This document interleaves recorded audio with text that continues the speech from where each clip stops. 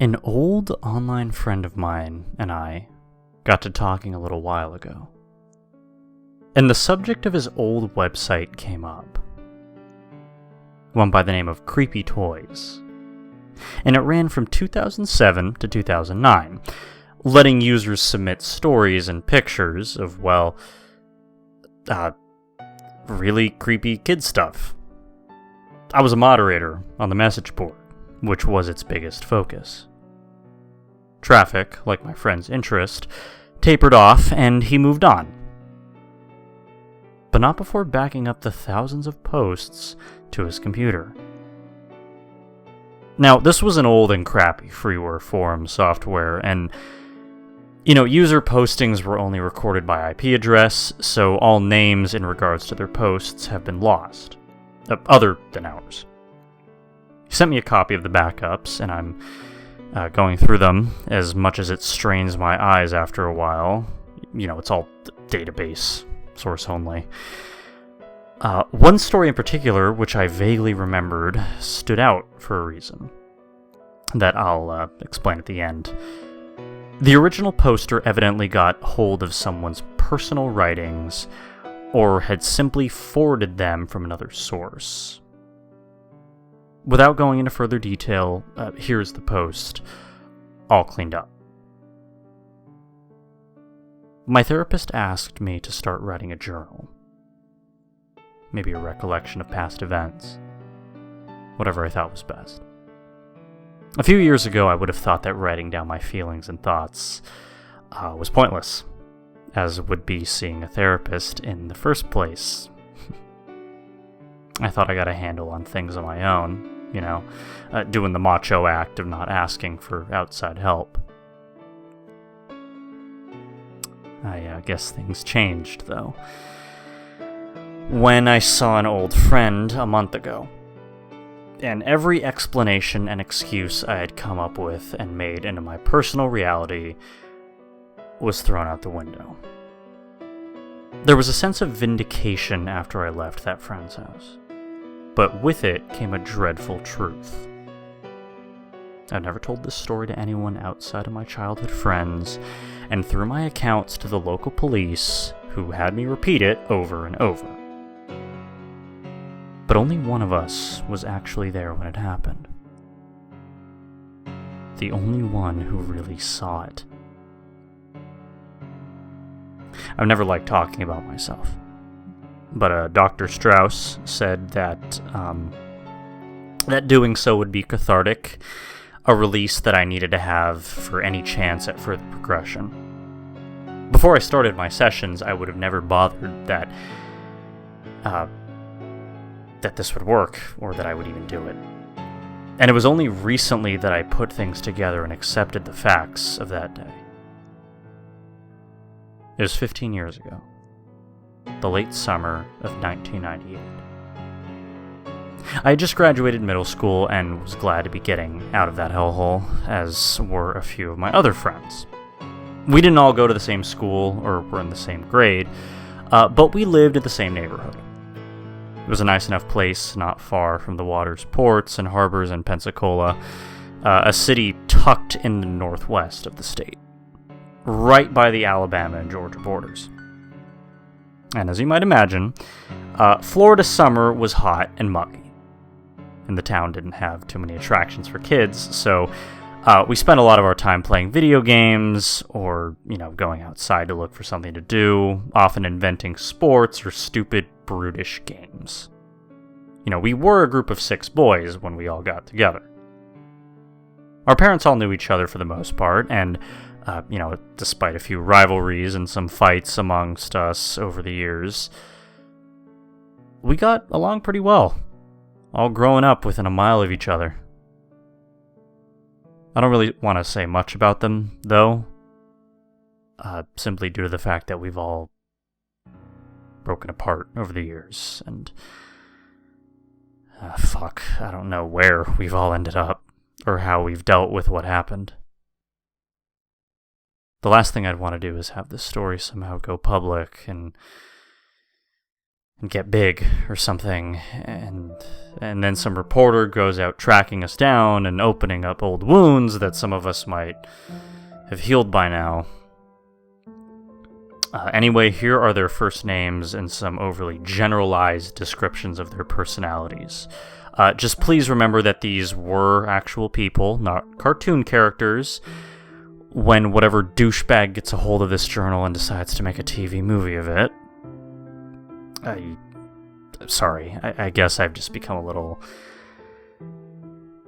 paranoid over the years. Okay, where to start? First, there's me, I guess, Justin. You'll find out enough about me through this story, so I won't bother sharing anything about myself here. We have Brian, who was our group's only black kid, and he was always fairly mellow, just, kind of followed us around whenever, with a few hesitations. I didn't know his parents well, but they must have raised him something proper. The few times we went out to be a little teenage bastards, he would always only ever watch us, and we would always see that. Never knocking over garbage cans or vandalizing or anything. Not that any of that was ever my idea. No, those boredom-killing brain farts were strictly externalized from Devin. He looked like a bully, but he was never actually mean to anyone, as bossy as he could be. He was the biggest of the group, but not terribly overweight. I think he must have had ADHD growing up, and he was always getting into trouble, often dragging us right down with him. Let's see, there's Gilbert. I swear to God, that was his name, and yes, he caught a lot of flack for it. Was the nerdy one, you could probably tell. The only kid with glasses. He was damn smart, but overly technical for his age. It's a miracle he never got socked by any of us after he finished listening to one of our conversations and then interjected some facts with an intake of mucus followed by a raised index finger and annoying "actually." But again, he was smart and creative and could make up some good jokes on the fly because of it. Then we have the fraternal twins, Peter and Nick. Not terribly interesting names, but at least their parents decided to not be asshats and give them something cute and stupid like Bobby and Robbie. They looked only a little alike, and Peter was always about an inch taller than his brother. They both had dirty blonde hair and matching blue eyes, but that was where the similarities ended. Peter was energetic and into sports and was a bit of a loudmouth. Nick was pretty quiet, and he never seemed to be very good at anything we tried other than video games. He could kick our collective asses in most any genre, now that I think back. I was always a casual gamer, preferring to spend my time outside and only rent games from the nearby video library. All gone now. But I did have several systems. The one among us subscribed to several gaming magazines. Nick was typically the kid to introduce us to the latest hot title. From the day it came out, and we all went to the twins' house to play it, we had all been addicted for the past year to GoldenEye for the Nintendo 64. I mean, it was real hot shit back then. The talk of the class's guys, whenever the topic of video games came up, playing it automatically made you cool. The game led to many late-night sleepovers, sometimes lasting until the first morning light in the summer. We played other things, of course, mostly Mortal Kombat and Mario Kart, but the epic James Bond shooter, creme de la creme, the crown jewel. 4-player games were awesome, too. 10 minutes of shooting each other in the face and being blown up with mines and rocket launchers. The 2 lowest scoring players would trade with the 2 spectators of the previous game, and those watching for a round would usually go scrounge for soda and snacks. They were some fucking good times for us, if I'm gonna be honest here. And sharing the game together put a few inventive thoughts into my mind for a new game of our own. We still had to do something during the daylight hours that we would rather spend outside.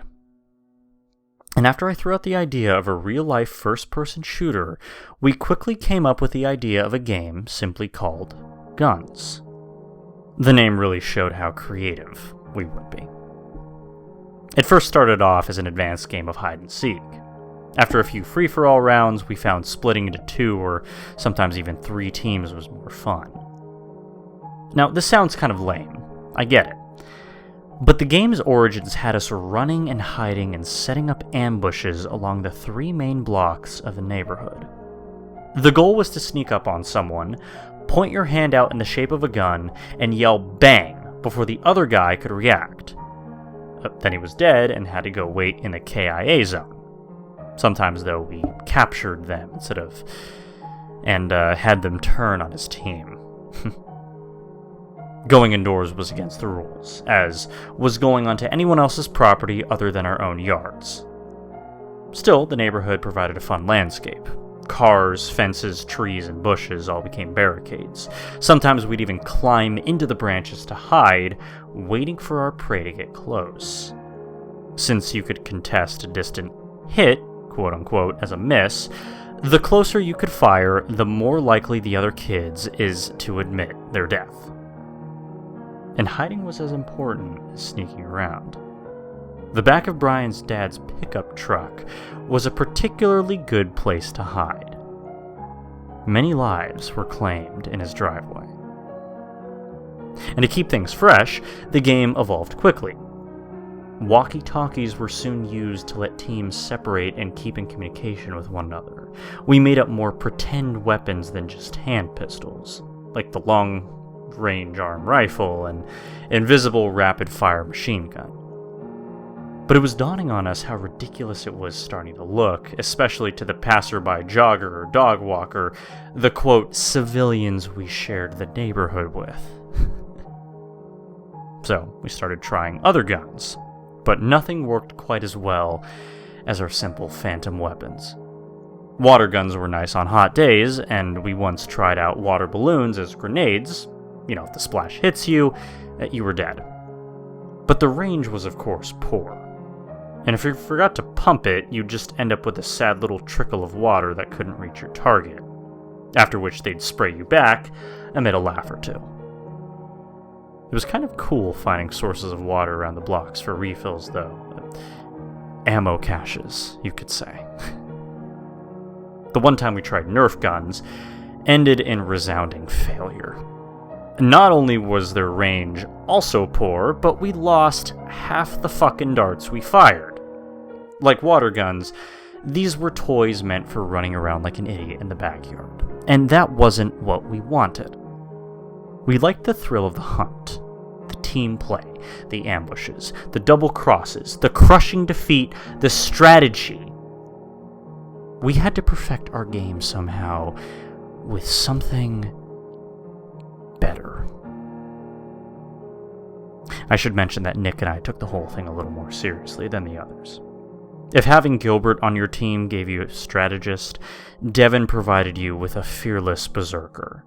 Brian was a patient soldier who could hide for long periods of time, and Peter your jack-of-trades grunt, then Nick and I, who were average at best, wanted a different role. We were the game masters. We set the rules and began to map out entire, quote, levels within the neighborhood, complete with boundaries. A few times we even hid little flags around that, if held, gave you power-ups like a second life, or 10 seconds of invincibility once you held it up and declared, letting someone slip past enemy fire unharmed. Guns filled up much of our summer. It was like we were programmers and beta testers to a virtual reality game, but it still lacked something.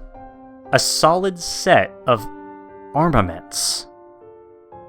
We didn't need to get too technical and introduce things like having to reload, but we did want something that had a long, precise range that would not only bring out our true individual skills, but also get rid of the time-wasting, "Nuh-uh, you didn't hit me," arguments resulting from fired, invisible, bang bullets. On my birthday, we made a reservation for the Fun Center, where I sometimes played mini-golf with my parents. It was a pretty cool place with arcade machines, prizes, and even a go-kart track. I think a lot of kids have grown up near me and frequented similar venues, but Anyway, last time I was there, I realized that they had laser tag arenas. And that was something that we had to try. I had also investigated paintball by this point, but I figured that we were a bit too young for it, and I didn't really like the idea of having only some boring backwoods to play in, or really strapping on all that gear. I also feared that the pain that would come from being hit, though I'm sure my stupid childish fear was exaggerated, of course, but on top of that, you had to pay to play. You know, we liked our freedom to play for however long we wanted to in our neighborhood, as crappy as our, quote, gear was. But I figured laser tag was worth a try, and it wasn't exactly that costly. I walked out of our 15-minute session disappointed. It wasn't terrible by any means, but I kind of expected much more. The indoor arena was made up of crappy plywood forts and was lit with black lights and glowing star stickers. The obnoxiously loud techno music really removed the element of strategy, since we couldn't hear ourselves talk, much less listen into our enemies' footsteps in the small arena. But still, it did one thing. It introduced me to laser guns. The few times anyone managed to score a hit, their vest lit up and buzzed loudly. The guns even made realistic sounds and felt, well, real in our young teenage hands. We may have spent most of our time in the chamber running around like idiots trying to learn how to play, but my heart was still pumping throughout the game. And what was most awesome was just how accurate the things were, and the very idea of shooting an invisible light at a target across the room and hitting them instantly and assuredly. I mean, this was just mind-blowingly cool for us. Now would be a good time to emphasize that none of us were gun nuts. I don't think any of our parents even owned any, and out of the 6 of us, only Gilbert, somewhat ironically, I guess you could call it, joined the military. Though I don't think it was in a position where he actually had to hold a weapon. It was just a phase for us, another cool thing that would have run its course eventually. However long guns might have fulfilled our needs, we knew it was always going to be fun while it lasted. And I was an only kid. The other 5 all had at least one sibling, and that meant that I relied on my friends for human contact, and, well, of course, my parents spoiled me. Dad especially. I wasn't some needy little tool who had to have the newest thing and a lot of it. I could restrain myself. But it always seemed that when the time came that I did ask for something, my dad would give it to me in spades. Like no expense was too great, and he was always eager to please. I told him that I wanted my own set of laser guns to surprise the guys with. So one Friday night, we headed out to Target to see what we could find. Took some looking in their big old toy section, since I wasn't sure what aisle the guns would be in, but sure enough, they had what I was looking for in stock. On the shelves on the back wall past the aisle with micro machines, I miss those things, as I used to collect them, was a brightly colored box with some stupid happy boys on it. One of them holding a comically oversized gun, the other smiling idiotically as he was shot in the back. I was already sold. The toys were called Laser Challenge and were expensive. Maybe $40 each. But Dad was happy that I was so earnestly excited about the things.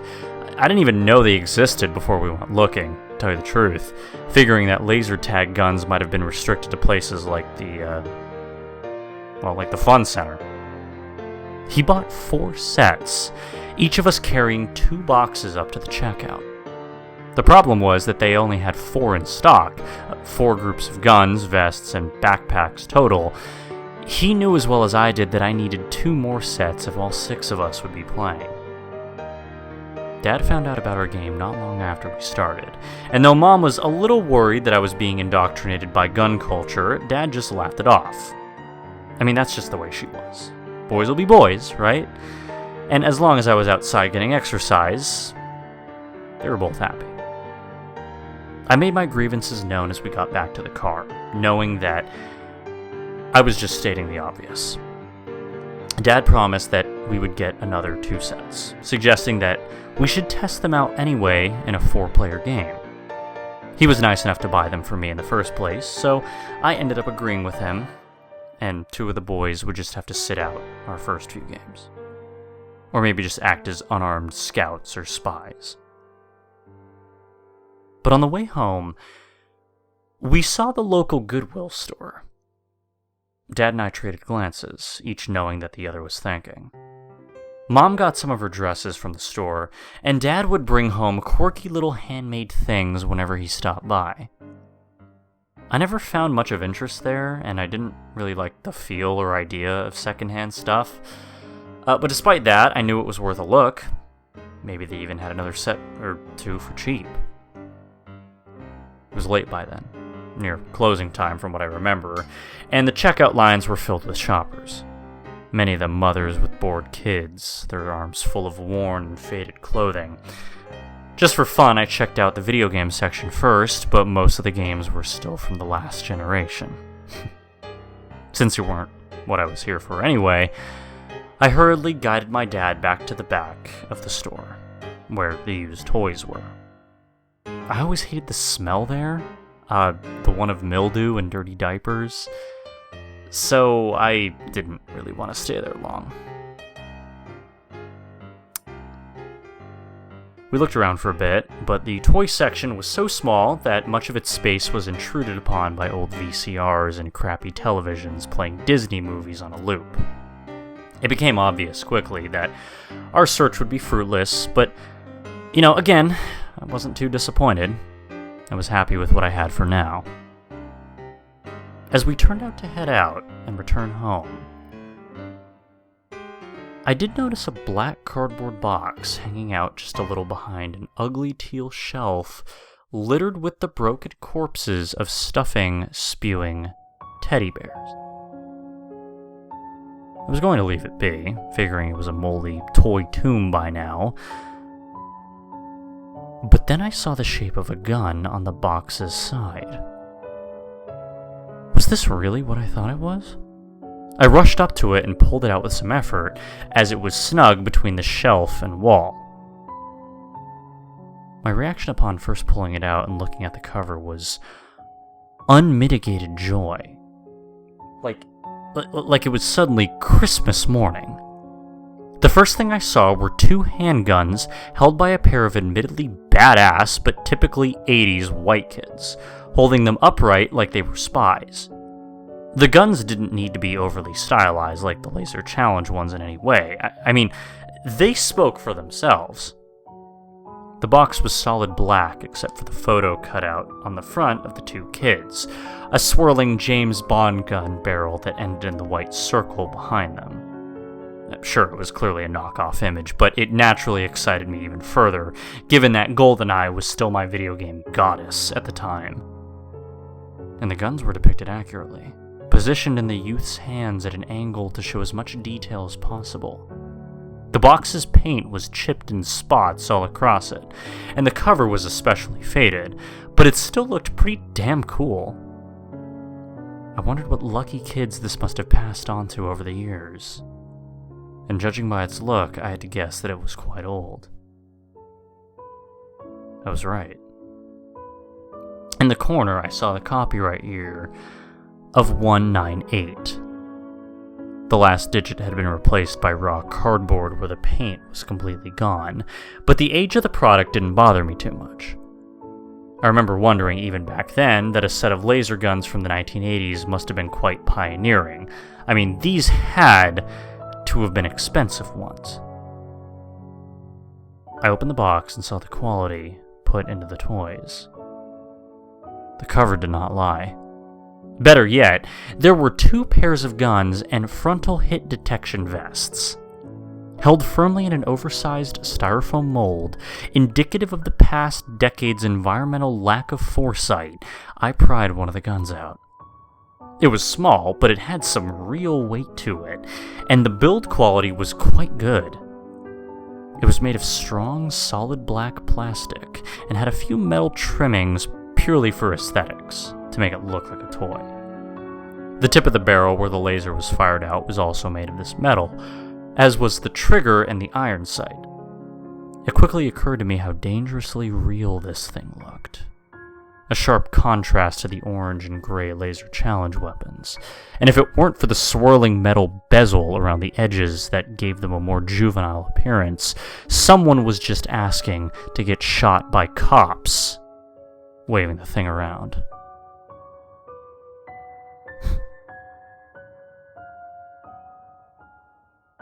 By this point, Dad had come over, giving me an impressed, "Whoa, what'd you find?" He knelt down to the floor to examine the set for himself, and then noticed something on the gun that I was still holding. He pointed it out for me, and I was surprised that I hadn't seen it yet. On the back of the iron sights were 2 green glowing dots. They didn't blink or waver when seen at different angles like normal LEDs. Furthermore, there was no on or off switch for them or the gun itself, or battery compartments, anywhere. These things were solid, sturdy creations that could have easily been mistaken for real guns, and we couldn't even tell how they were powered. Neither my dad or I knew what to make of the eternal lights, but we did think that they were kind of cool. I would learn much later in life that the lights were made of tritium, a radioactive element used for illumination on some real guns and watches, or other equipment that might, for whatever reason, need a constant but small source of light. Tritium is safe, at least for radioactive material, but it was still an element that shed its atoms. And when I found out about it later in life and researched it, I also learned that it was a key component in nuclear weapons. Had either of us realized such an ominous fact about some of the material used in a damn child's toy, I knew my dad would have never bought it. The vests look a little bit more friendly though, although the problem was that they only had frontal sensor boxes, no backpacks like the American units. Their bodies were made of plastic and had a single black circle in the middle where the incoming laser was detected. 4 leather straps were attached to the back of the device, held onto it with old metal buckles, which was another sign of the toy's age. I hadn't seen any toys made of the kind of metal that rusts since I was a little kid, and that's exactly what the buckles were made of. They had withered into ugly brown husks, their metal components grinding against another and producing iron dust. But they were only parts of the entire set that hadn't aged well. And the rest of it was high quality, if not slightly creepy in that kind of old, strange, industrial toy way. Dad noticed that the back of the sensor units were made of a thin layer of solid flat metal, and that there was a noticeable latch. He popped it open fairly effortlessly, and reacted quickly to catch the large battery that dropped out. Looked familiar, like the 6-bolt battery used on one of my dad's emergency flashlights. But it was solid blue, no wording at all, and the bulk was distributed differently. It was fatter, wider than the kind of oversized battery that I was used to, and inside the shell I also noticed a small dial, but I didn't touch it just yet. Dad put the battery back in and closed the hatch. He told me that he had a hunch that this thing wasn't made in America and wanted to see the front cover. I flipped it over and noticed something that I should have noticed earlier.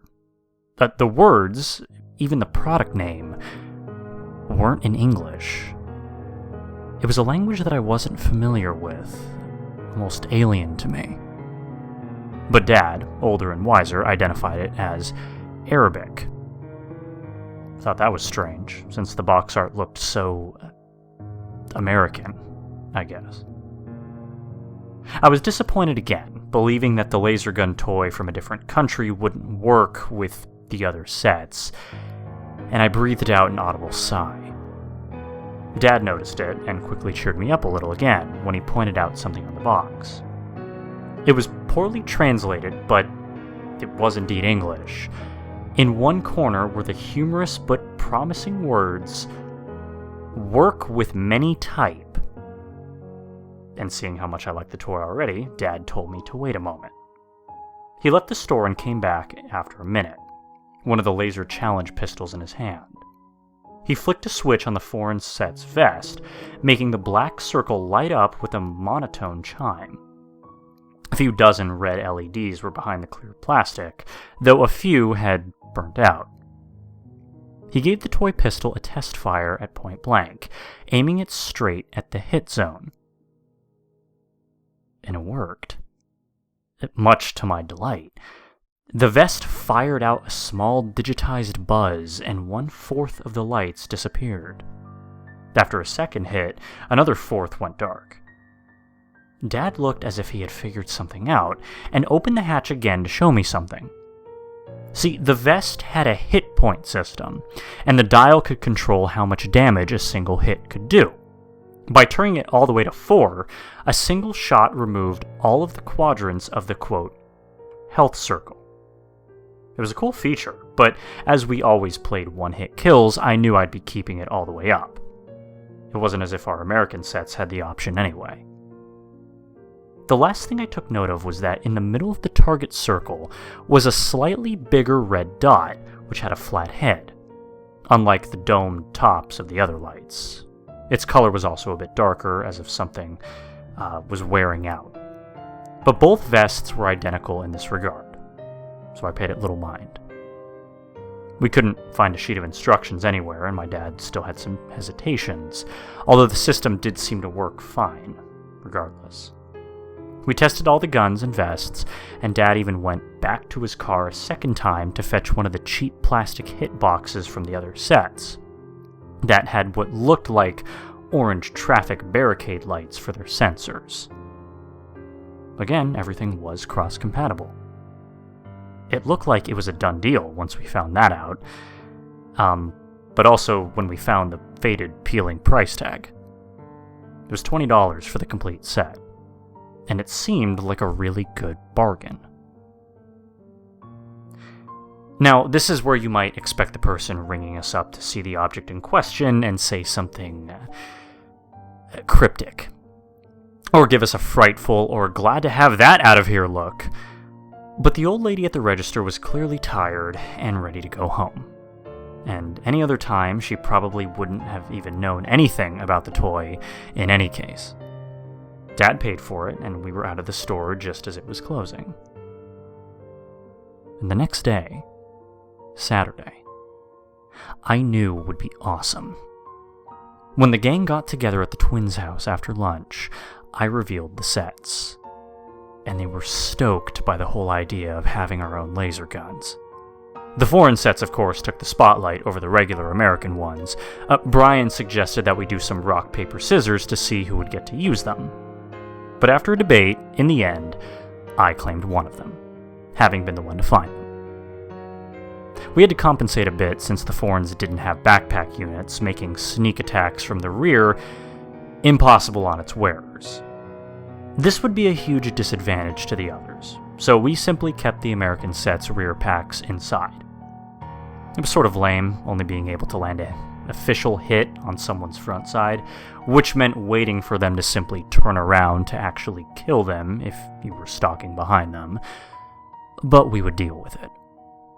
Nick was a little offended at first after I explained the reason he should get the other. See, he usually died first, the most often, and was a shitty shot. Quite an accomplishment considering the accuracy of imagined slugs. But his brother Peter agreed with the handicap, and with that, we were off for a day of team death matches around the neighborhood.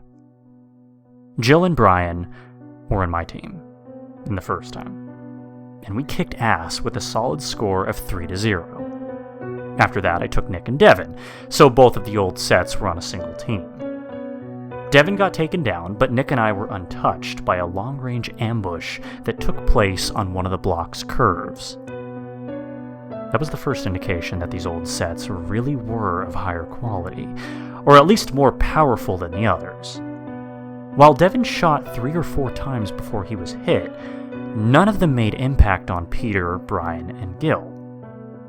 But the guns that Nick and I had took out the entire enemy team, one right after the other, after we took a second to steady our aim. And after a third game, we realized that having two boys with the old sets on one team gave them an unfair disadvantage.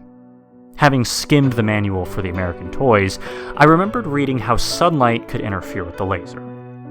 Now, that made sense, but it seemed like the advertised 200 feet range was also a lie in the first place, as Gil reported that he had to get within about 50 feet or so to land a hit with his gray plastic gun. The black ones, however,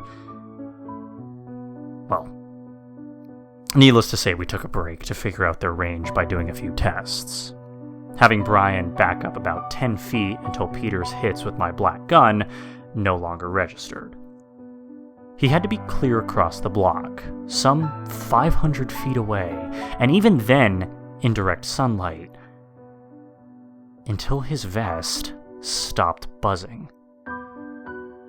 We all thought once again about just how fucking cool these things were, but I was a bit unsettled. They felt too powerful, as if there were industrial lasers embedded in the black guns that kids should have no business playing with. I mean, what if we hit someone in the eye? But to the others, the pistols had basically turned into sniper rifles. Sure, we still had to be accurate at long range, but we could land a hit from much farther away than seemed normal. The discovery of the foreign set's abilities changed the game dynamic. Suddenly, Nick and I were deemed permanent squad leaders. We were the specialists, meant to be feared. That was when Peter started asking me to switch up gear with him, and I told him he could have my set tomorrow. But after a few more games, he started whining and bitching about it. At 3 o'clock, we broke for snacks, soda, and water to replenish ourselves. We had played long and hard so far, and the other people in the neighborhood had taken notice of our antics, but we were having too much fun to notice or care what they thought of us. Being a nice guy, I relented and told Peter he could have my set for the next round of games that would last until we called it an evening.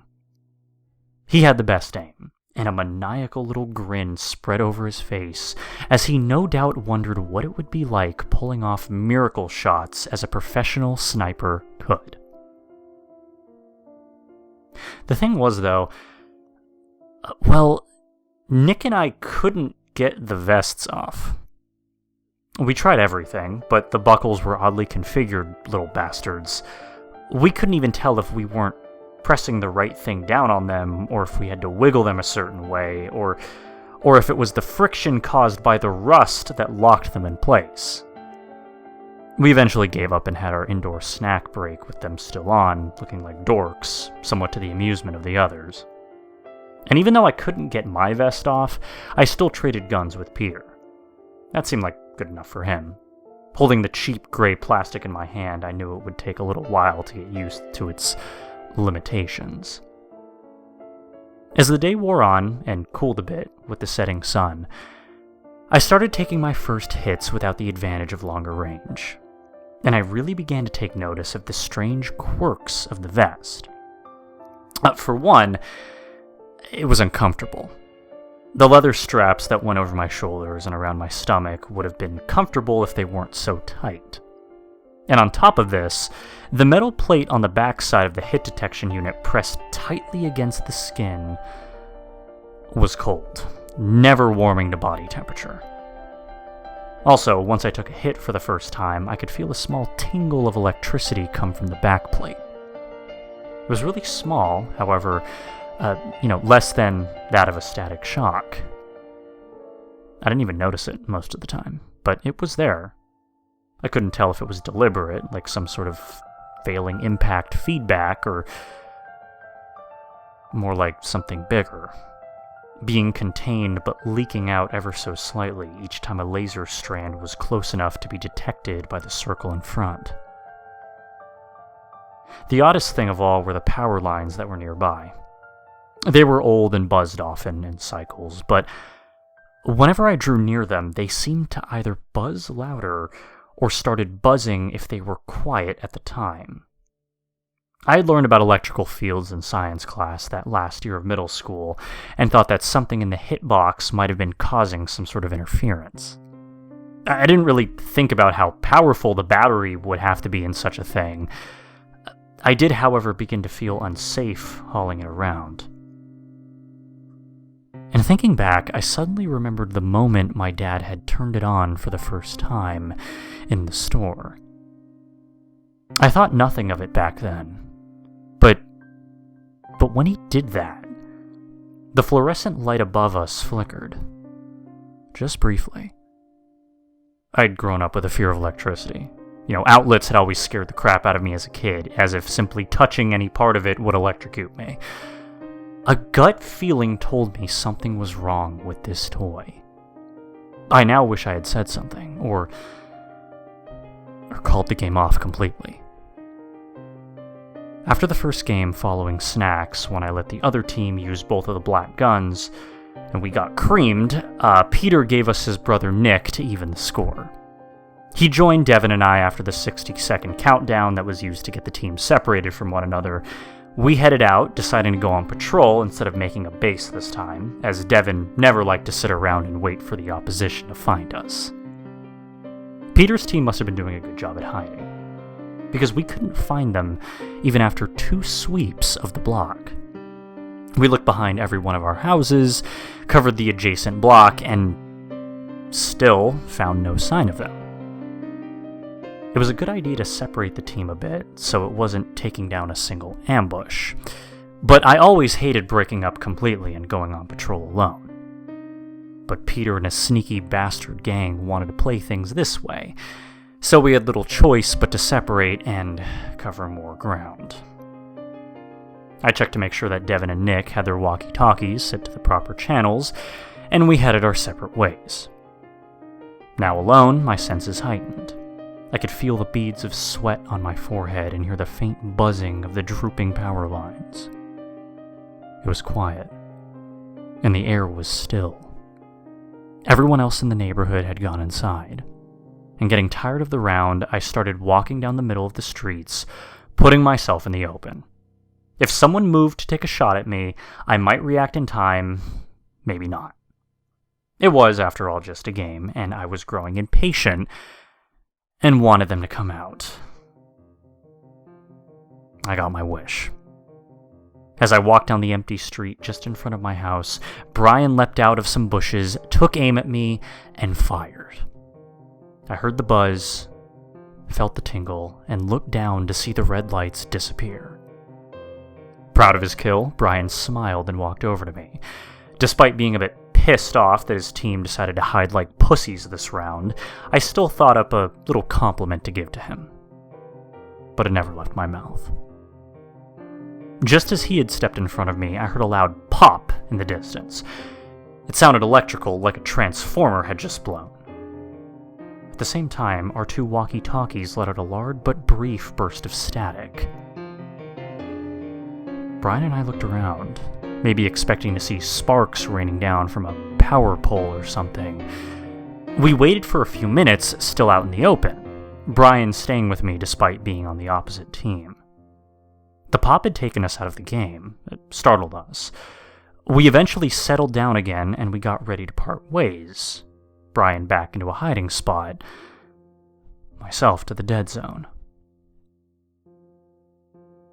But then, God, that horrible smell. I knew what it was. I think everyone does. That stinging stench of an electrical burn. It's similar to dust burning off in a heater, but whereas that aroma is almost pleasant in a way, an electrical burn is a threatening smell you never want to experience.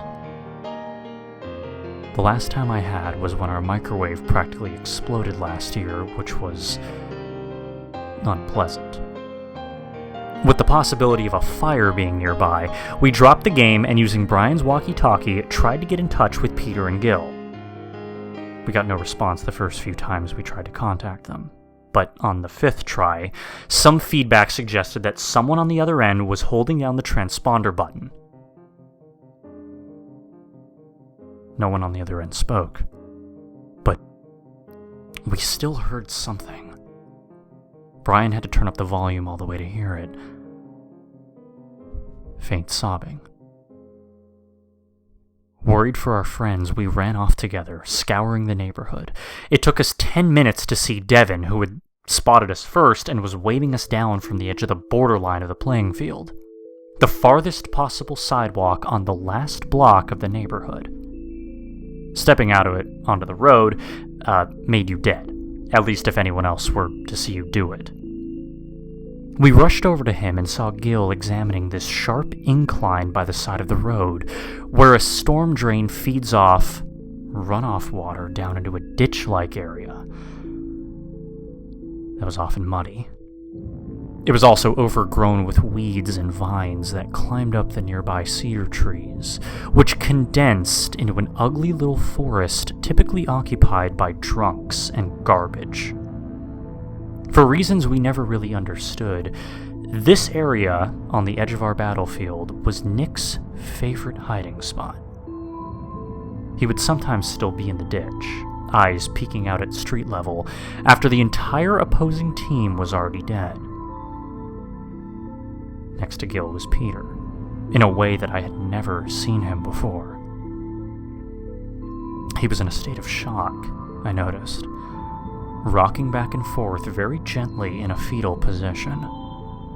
I asked everyone what had happened, but Gil wasn't around at the time and knew nothing about it.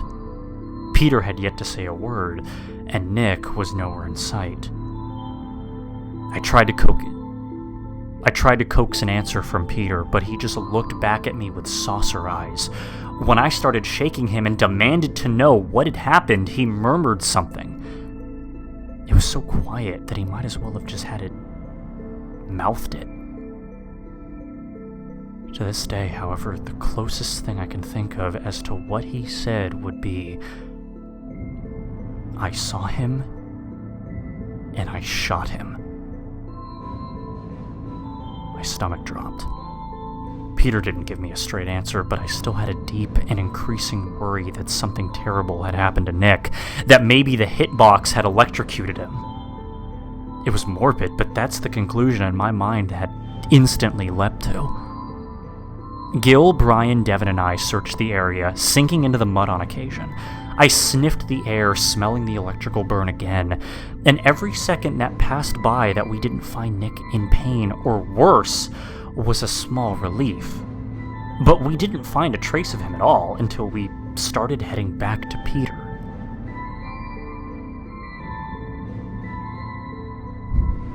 Hidden in some of the overgrowth on the incline, the red color now distinguishable in the grass, were Nick's shoes.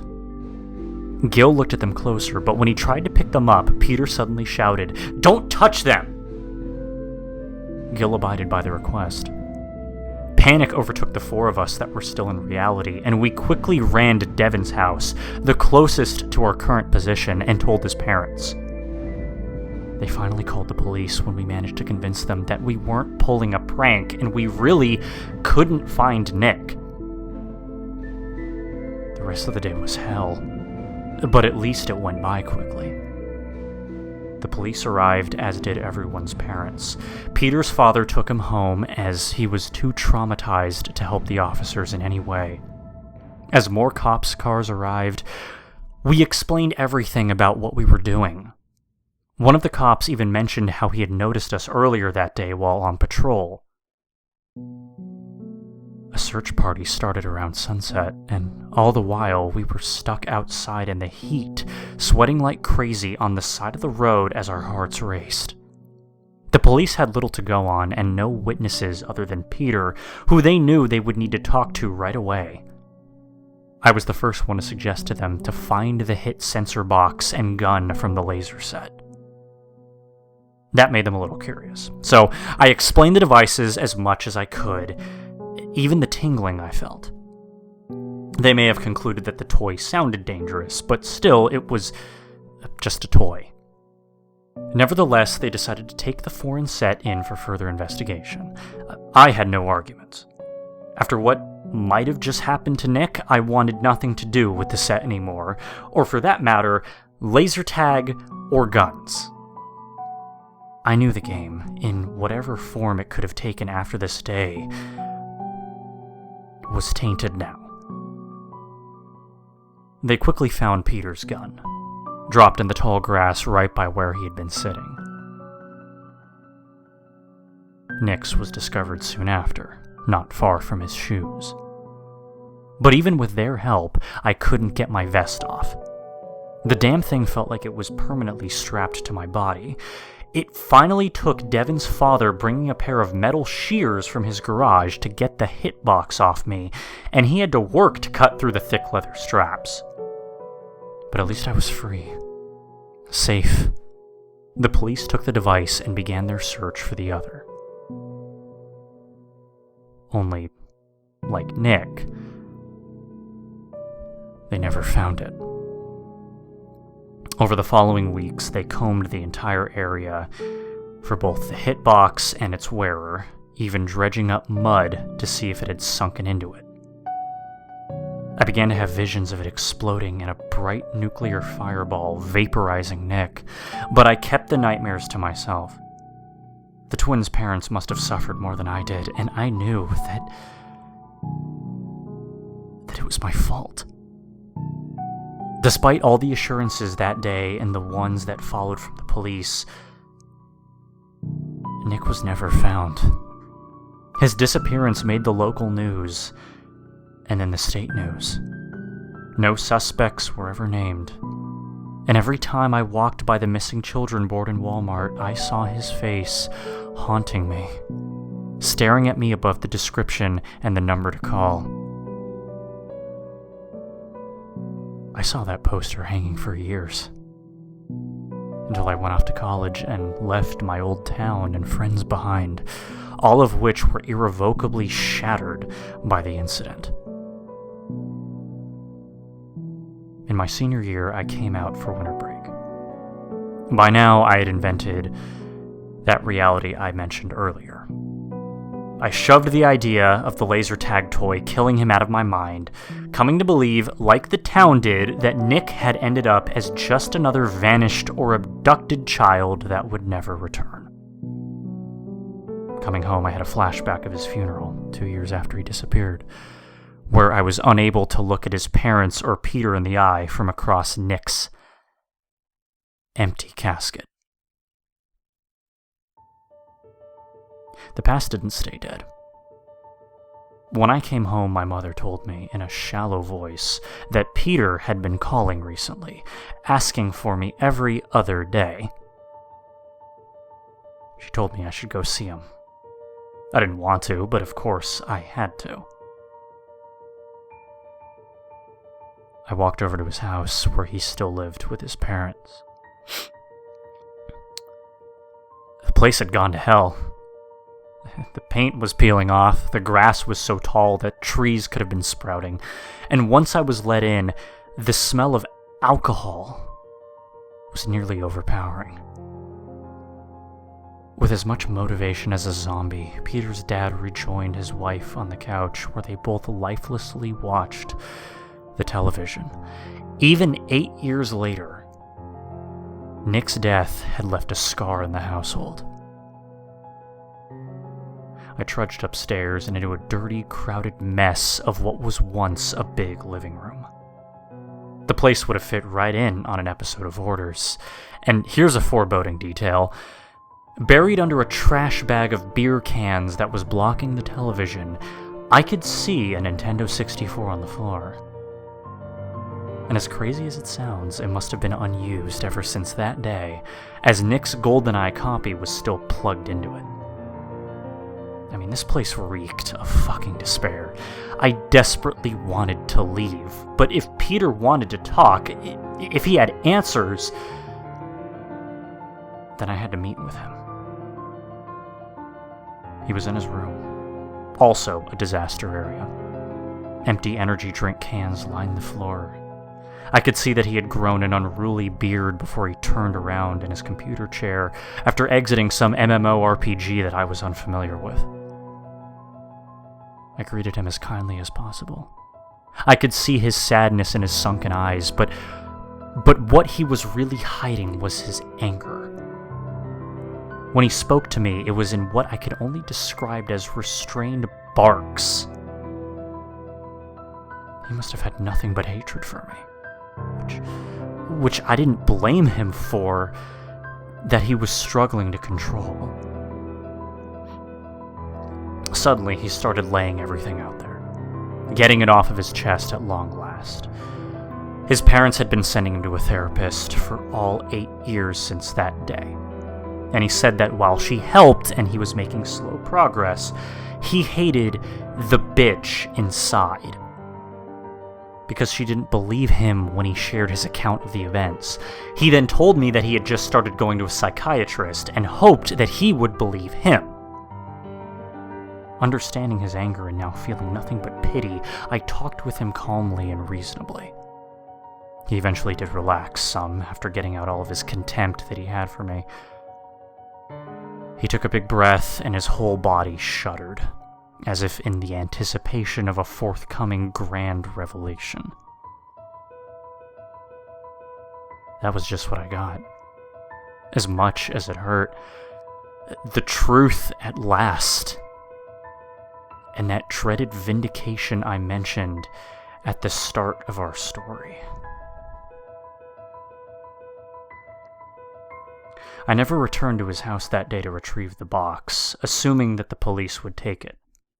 But I watched as Peter reached deep under his bed, the space looking like an unnavigable garbage dump, and pulled out that black box that I had seen in my dreams many times. He took off the rotted, moist cover, a smell of mold exploding from the inside. But it was what he took out of the box that made me truly sick to my stomach. It was the missing hit sensor box. Only the frontal plastic shell had been completely warped and scarred by extreme heat. It had partially melted over the black circle in the middle, and the leather straps were charred. Holding back vomit, Peter almost gleefully flipped the device over, as if in his damaged mind I was supposed to like what he was showing me. The metal back had mostly survived intact, but there was a large dent in the middle where it made contact with the battery.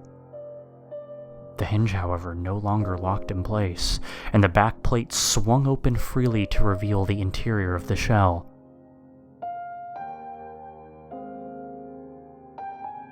There was no sign of the battery itself.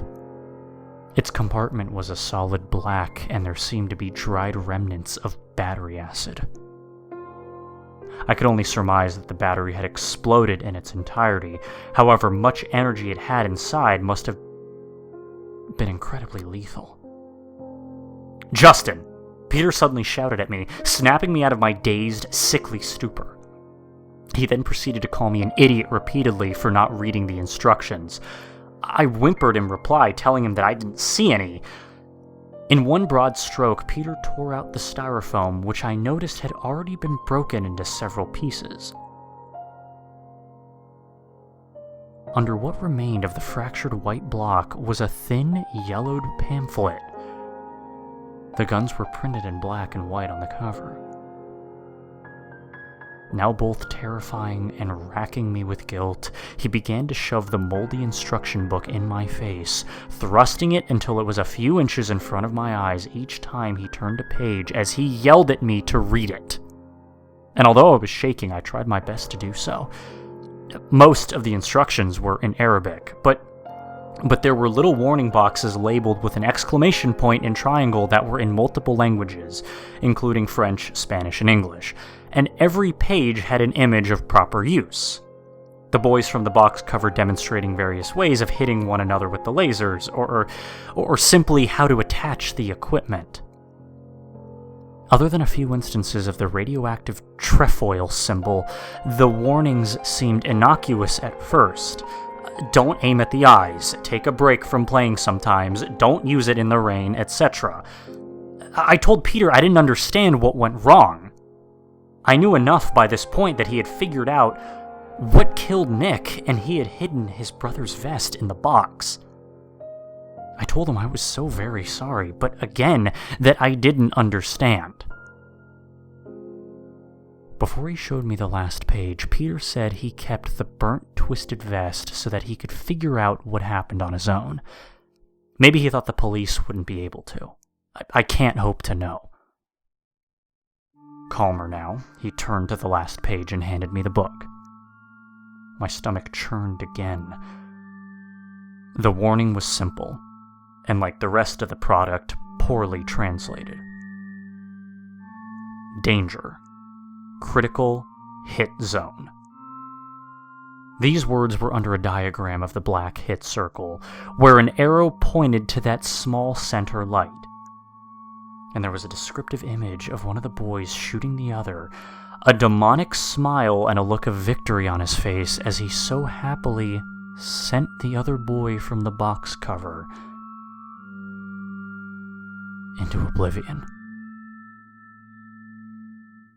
The other boy, who was screaming out in raw pain and terror as his vest exploded and his body turned into fine particles of ash. But Peter wasn't done. He had one last thing to show me. As he reached for the top of the bookcase in his room, I noticed the faint scratch marks on the metal backing of the destroyed hitbox. It looked like someone had taken a screwdriver to it in order to violently scrape something off. Peter showed me a small corked plastic vial that he had taken off of his shelf, and inside was a solid black gathering of what appeared to be soot. He gave me a sickening smile and told me, "It's been a long time since you've seen Nick, hasn't it? Say hi to Nick!" I felt myself heave and hit the floor, but nothing came up. My mind scrambled trying to accept what I had just seen and was told. To imagine the fear, the pain, as my friend burnt up into ash so small that it blew away in a light wind. Killed by his own brother, Eagle Eye Peter, who had scored a critical. Before I turned and ran out of the house, Peter, holding what was left of his twin brother, had some advice. "I'd see a therapist, Justin. It will help."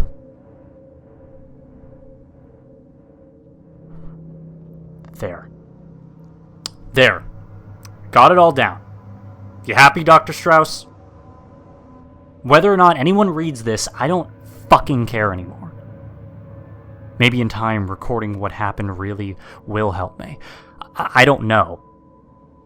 What I do know is that for an entire day, I carried around what I assume was some sick, perverted Eastern European toy maker's idea of a fun game for the kiddies, a walking time bomb waiting for a bullseye hit.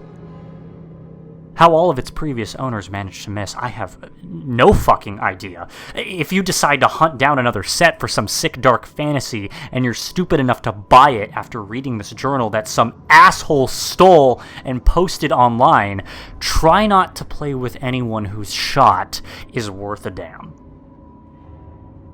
There was no telling what was real or what was made up on Creepy Toys forums. I think that when I first read this post, I dismissed it as another made-up story. But I did kind of like the Cold War industrial atomic toy aspect of it.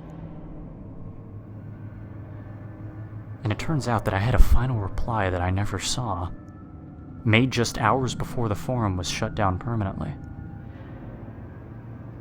I don't think many, if any, members saw this post before the site was no more. Here it is below. Hello, I'm posting from Poland. I have a good grasp of English. The box you describe sounds much like one I saw in a neighbor's attic. He was a collector of strange things. His box was in very good condition with a year of 1986. It still had the original instructions, and I too have seen this image of the boy shooting the other, blowing him up. What a terrifying child toy. It's impossible to say who made it, as there is no company name on the box, so it would also be very difficult to find out how many were made. The language on the box and most of the instructions is clearly Belarusian. I wish I could tell you more about the product, but sadly, even as a collector, his box is missing the actual weapons and vests.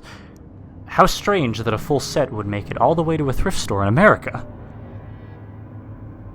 I hope therapy gets you through this time in your life. Take care.